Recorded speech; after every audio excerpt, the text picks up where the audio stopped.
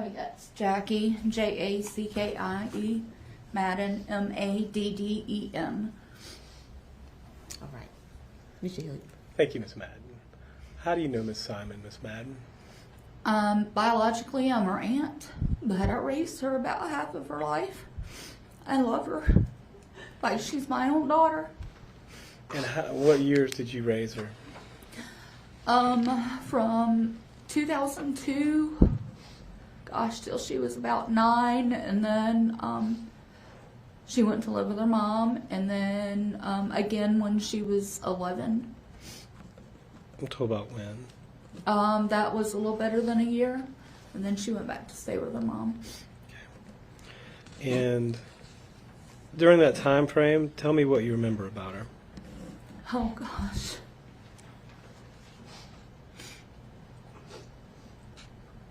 I've written it all out. I don't know if it's appropriate to read it now or later. That's completely up to you. Whatever you got to say it now. This is the easiest.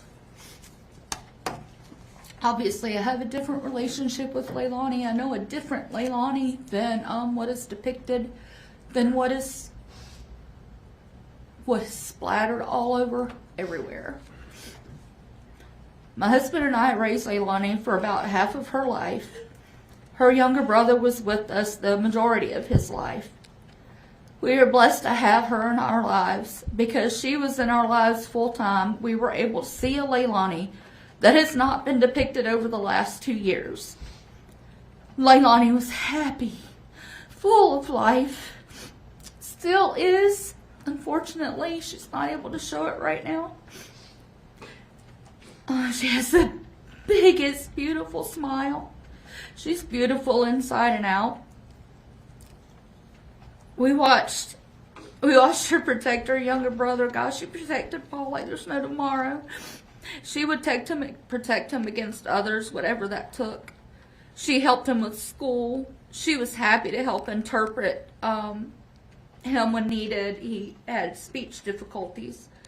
And sometimes was difficult to understand, but being just a little better than a year apart, she could sometimes understand, and she had better language skills than he did. She did very well in school. She attended a Montessori school for her younger elementary school years, which requires independent learning, responsibility for a student's coursework. It requires the ability to make decisions about how one completes their weekly assigned work. Her progress was similar to that of her classmates. Her teachers rarely had concerns with her academic abilities. As a teenager in middle school, she experienced bullying. Although this was concerning, she still excelled. She was proud to be successful in school and took ownership of her responsibilities as a student. Does all of this mean that she was a perfect student? Absolutely not. Does it mean that she didn't make mistakes as a young adult, as a teenager, as a child? No, it does not. We all do. We've all gone through that. We know what it's like to be a child. We know what it's like to make mistakes. We do it as adults all the way up until the time we pass away. She was independent. She did her chores without being directed to. She was responsible. She eagerly fixed dinner if her mom worked late, and I did experience that, so it's not hearsay. She could follow directions, both written and oral, if needed to prepare a meal. She was a good cook, and she loved it. I've watched her and my sister come together and have the best time doing so. They'd laugh, be silly, and have fun. The end product was a great meal. It was never a chore or work for her. She was always eager and sometimes sheepish or reserved to learn new things. She loved to help others. My mom, her grandmother, always needed help around the house. She would go help her often, several days a week. There was a 40 to 45 minute drive one way, but that didn't matter to her. Sometimes my mom gave her gas money, but not always. Leilani would go regardless. She loves her Mima.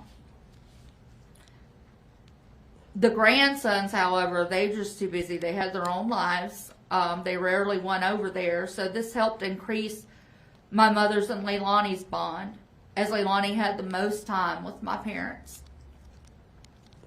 Now we get to Leilani as a mom, and this is what I saw. I didn't see her every day. It was on occasion. But this is what I saw every time I saw her. Leilani loved and displayed love for all three of her children equally. I never saw her treat any of them differently. I never saw her discipline them by means other than verbal redirection.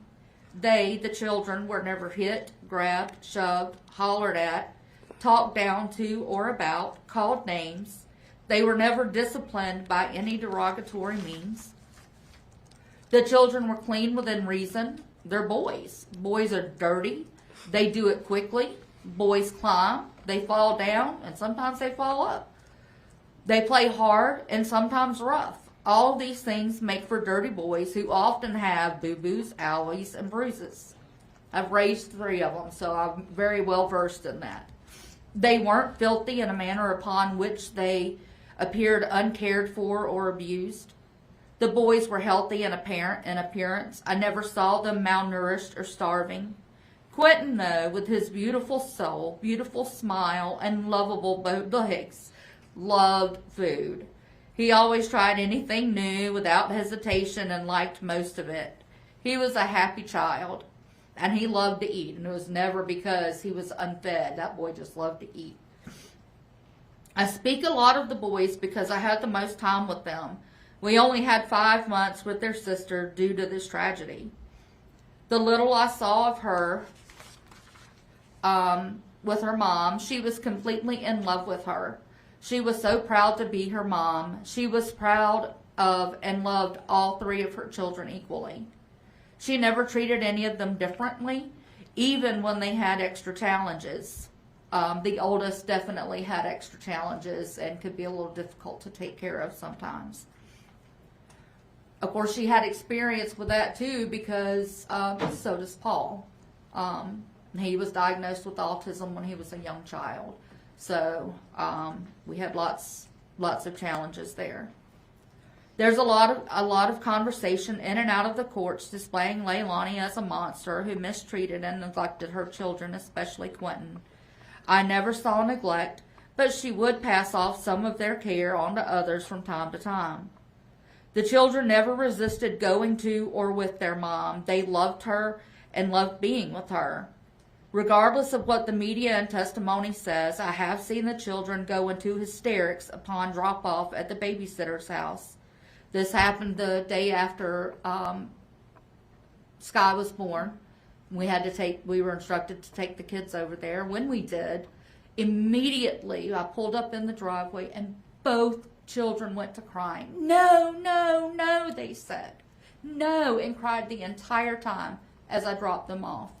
It broke my heart. Literally broke my heart that I had to leave them there knowing that this was not the place they wanted to be. And we don't have a long-term relationship with these children. They see them every day. We don't. We see them 3-4 times a year, and that's it. But they didn't want to stay there. They wanted to go back home with us. The last time I saw Quinton,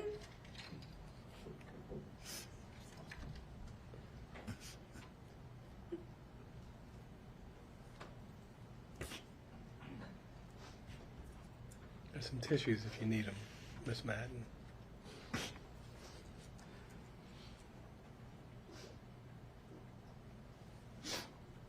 the last time was as Miss Carter's daughter. I don't remember which one it was when I dropped them off. She was taking Quinton into the house. He was the last one to go in, and he was just looking at me crying with his hands out, wanting not to go, to come back with us. That is the biggest heartbreak I will live with the rest of my life.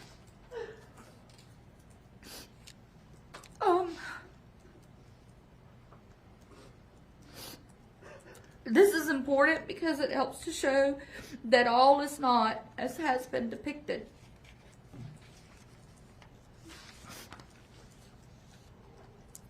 All of this may seem that I'm biased or expressing or portraying Leilani as a completely different person than she is perceived to be. I'm not biased. I will tell you when you're doing wrong. Ask my sister. We have fought battle after battle after battle over the years over Leilani and Paul.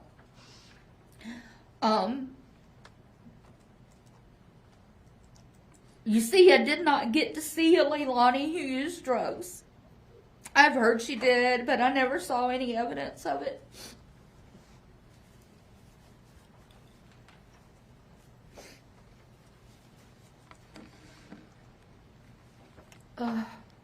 My experiences of time with Leilani only showed the Leilani I knew from the time she was a baby, as a toddler, as a child, as a preteen, as a teen, as my daughter, and as a mom. None of which was abnormal. It was all the normal things you would have growing up in life.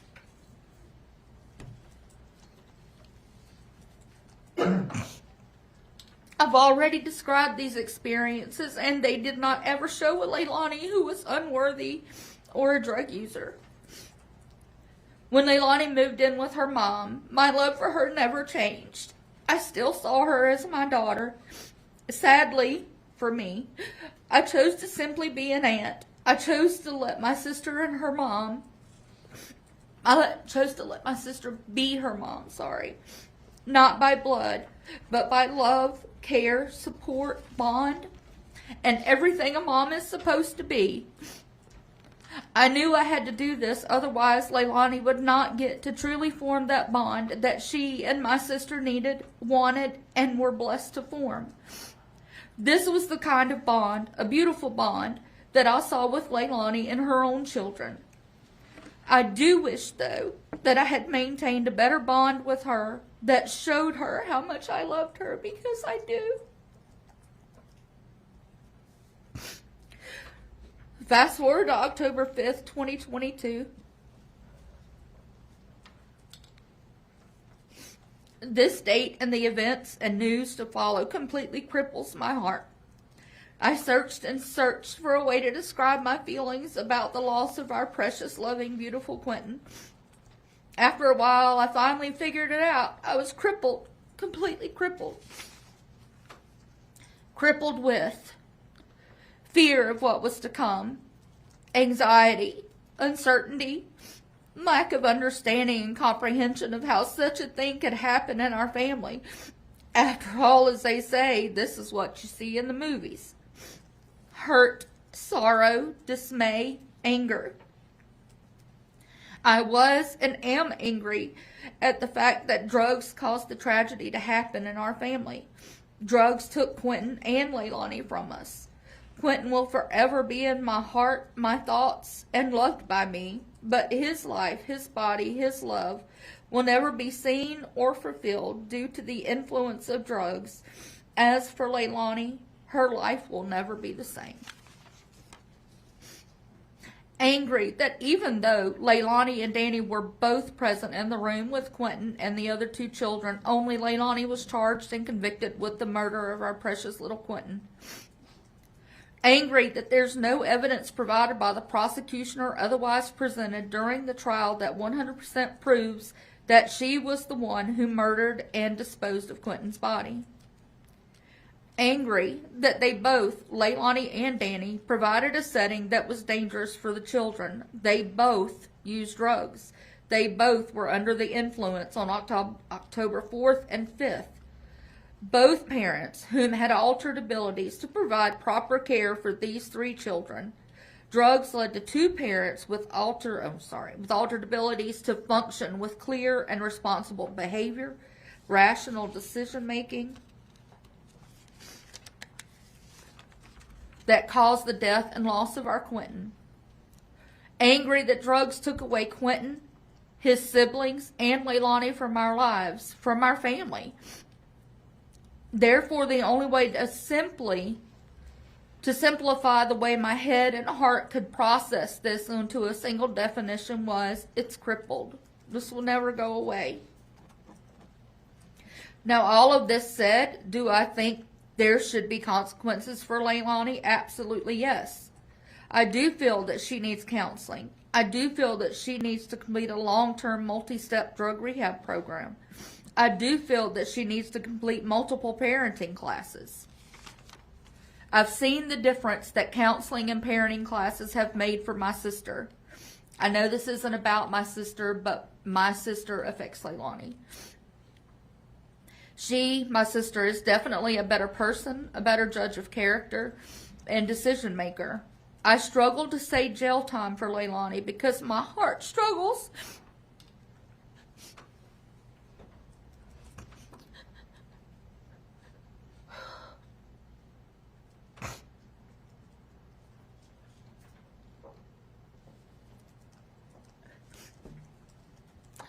My heart struggles to accept this as reality for my child, my daughter, my niece, my nephew.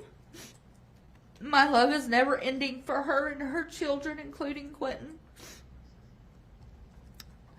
The loss of a child is the worst hurt anyone can ever feel. My own daughter, born August 2nd, 1989, at 3 months premature, weighing 1 pound 14 ounces, died on December 25th, 1989. She was born with chronic lung disease, which gave us limited time with her. I've never in my life felt such a loss, such hurt.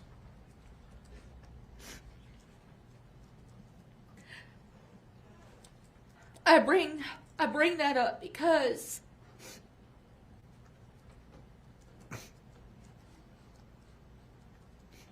my heart hurts for Leilani as she will surpass the feelings I endured as a result in the manner which she lost her son. This will be a permanent imprisonment for her. It'll never go away. It'll eat at her the rest of her life. Whether she is responsible for this or Danny is responsible for this, it doesn't matter. She has lost her son. She has lost her 3 children. No matter if the other 2 are alive or not, she has lost them. And she will never be able to get over that ever. This will torture her for the rest of her life. As a Christian, I have to forgive her, and I wholeheartedly do. It is not because of my Christian, it's because I do.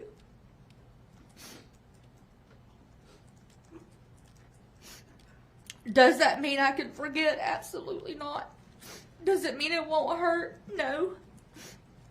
Does that mean it changes the situation and the blame? Absolutely not. I do blame her and Danny.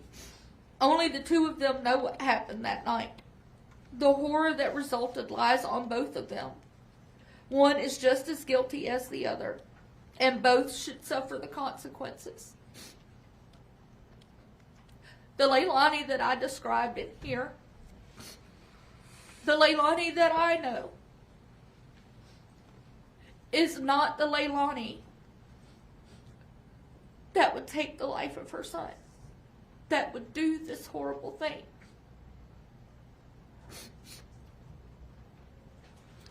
Miss Madden, just to perfect the record, you kept saying your sister. I want to be clear. You're talking about Miss Howell, correct? I am, yes. Right. And you understand the judge is bound by only 2 sentences, okay? It can only be life without parole or life with parole. And to be clear on that as well, you're asking the court to impose a life with parole sentence, correct? Parole would be great, but it would also be good if these other things that I mentioned, the counseling, that I know it's not required, I know, but I'm going to say it anyway. It would be great if these things could happen, because that will help her. It will help to make her a better person. It will help to take this out of her life. I know prison is coming. That doesn't mean that there's not access to these things. And without these things, the likelihood of it changing is limited.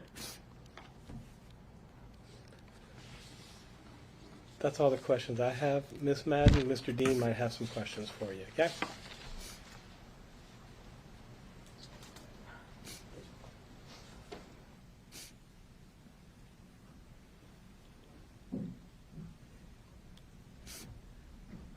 No questions, Your Honor. Thank you. You may sit down, Miss Madden. Next, we have Billy Joe Howell, Your Honor. All right, Ms. Howell.